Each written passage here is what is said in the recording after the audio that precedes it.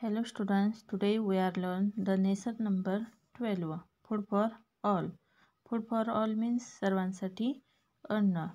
First point is agriculture season. Agriculture season means शेतीचे हंगाम. We get the food from the plants. तुम्हाला सर्वांना माहिती आहे वनस्पतीपासून आपल्याला अन्न मिळते.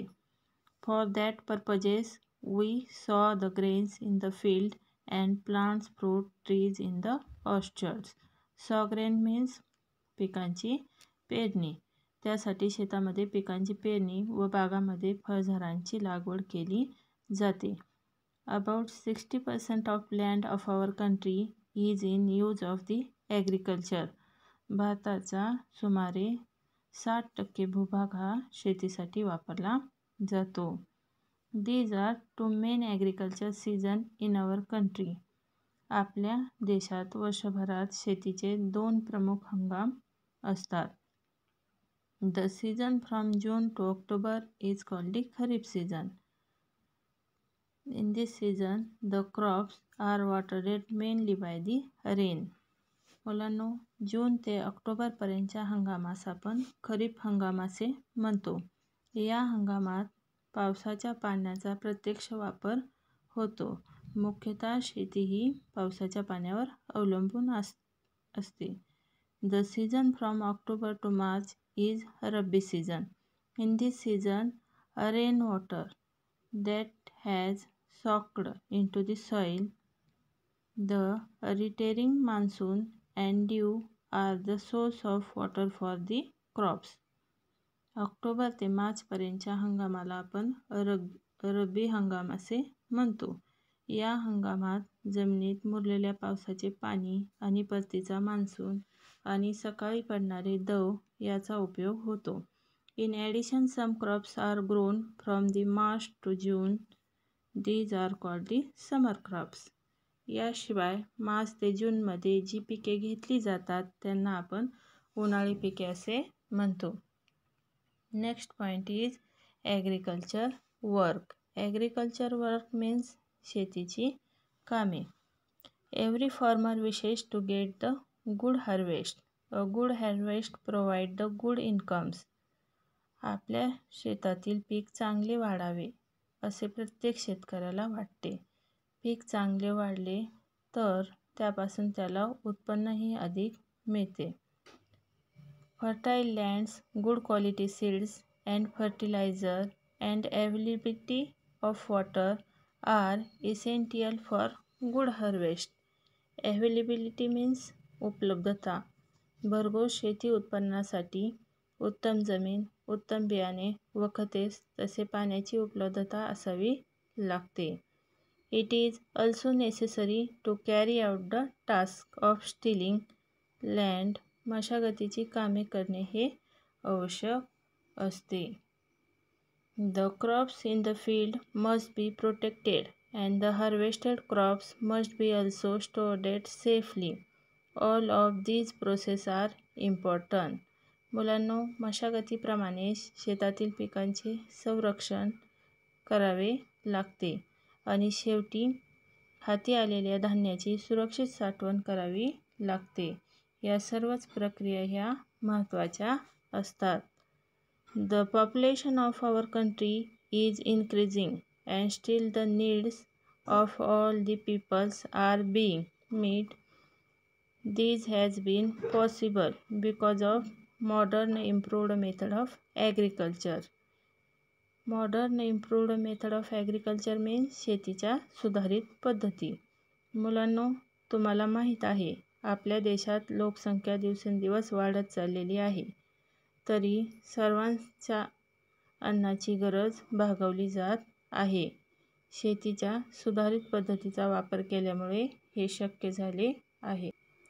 Next point is traditional agriculture means पारंपरिक शेती. In the traditional method of agriculture ploughing, Stilling etc. were done with the help of ocean. A mode driven with the help of ocean was used to draw the water from the well.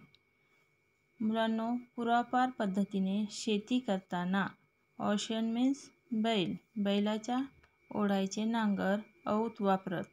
तसेच शेताला पाणी देण्यासाठी मोटेचा वापर होत असे. खाली मोट या साधनाचे चित्र दाखवले आहे. या साधनाचा वापर करून शेतकरी पूर्वी शेतीला पाणी देत असत. Harvesting and thrusting etcetera was done by the member of the farmer family themselves with the help of ocean. However, the farmers now carry out all these tasks with the help of machine.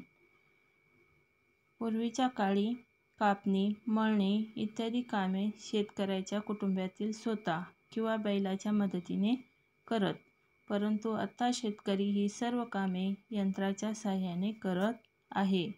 खालील चित्रात तुम्हाला शेतकरी जमीन नांगरणी करत असताना दिसत आहे.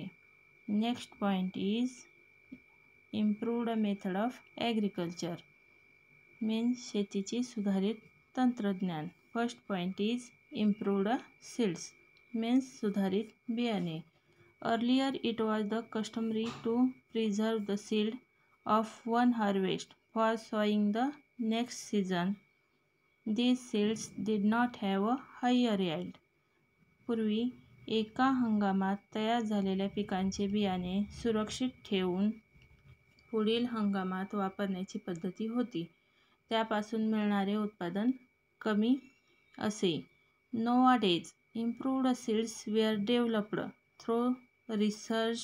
They are available in the market for every crops such as jowar, rice, groundnut, wheat, etc. These have a higher yield. मुलांनो, आता संशोधन करून सुधारित बियाणे तयार केले जात आहेत. त्यामध्ये ज्वारी, गहू, भात, भुईमूग अशा प्रत्येक पिकाचे सुधारित बियाणे बाजारात मिळते. ही बियाणे अधिक पीक देतात. They can resist the pest attacks. Some varieties become ripe for harvesting in the shorter period of time, while some give a higher yield even with the low water supply. Improved seeds म्हणजे सुधारित बियाणे ही किडीला बळी पडत नाहीत. तसेच काही बियाणापासून पिकांची वाढही झपाट्याने होते. काही बियाणे कमी पाण्यातही भरघोस उत्पन्न देतात. Next point is modern method of irrigation सिंचनाच्या आधुनिक पद्धती. Crops grow well if they are watered at the right time. योग्य वेळी पुरेसे पाणी मिळाले तर पिकाची वाढ चांगली होते. Water from river, lake and wells is used for irrigation in addition to the rain water. पावसाबरोबरच नदी, तलाव, विहिरी यातील पाण्याचा उपयोग शेतीसाठी केला जातो. Greater quantities of water are stored by the building dams and बांधs on a river to obstruct the flow of water downstreams. These also help to raise the level of groundwater. नद्यावर धरणे बांधून तसेच पावसाचे पाणी अडवून पाणीसाठा केला जातो. असे केल्याने भूजल पातळी वाढते. Crops were traditionally watered through the canals.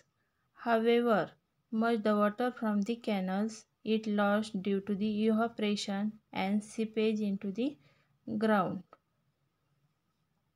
Traditionally means पारंपरिक. Canal means पाट. Evaporation means बाष्पीभवन. Seepage means जिरणे. पिकाला पाटाने पाणी देण्याची पारंपरिक पद्धती आहे, परंतु या पाटातून वाहणाऱ्या बऱ्याच पाण्याचे बाष्पीभवन होते व बरेच पाणी जमिनीत जिरते. त्यामुळे खूप पाणी वाया जाते. Improved method of irrigation are used which provide enough water to the plants and at the same time help to save the lot of water. आता सिंचनाच्या आधुनिक पद्धतीचा वापर केला जात आहे. त्यामुळे पाण्याची बचत होते. Drip irrigation and sprinkler irrigation are two of these modern methods. You can see the picture of drip irrigation. The drip irrigation method uses the pipe with the hole. These ensure that the required amount of water drip only near the plants. Thus, full use is made of the available water. Drip irrigation means ठिबक सिंचन. या पद्धतीमध्ये छिद्रे असलेल्या नलिका वापरतात. त्यामुळे पिकांच्या मुळापाशी आवश्यक तेवढेच पाणी ठिबकते. त्यामुळे उपलब्ध पाण्याचा पुरेपूर वापर होतो. Next method is sprinkler irrigation. You can see the picture of sprinkler irrigation. Sprinkler irrigation means तुषार सिंचन. Sprinkler irrigation makes the use of sprinkler of different size that spray water directly on plants. मुलांनो, तुम्ही शेतामध्ये किंवा एखाद्या गावाला जाताना गाडीतून तुषार सिंचन पाहिले असेल.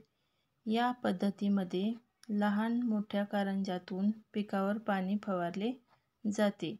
पिकांना पावसाप्रमाणे पाणी मिळते.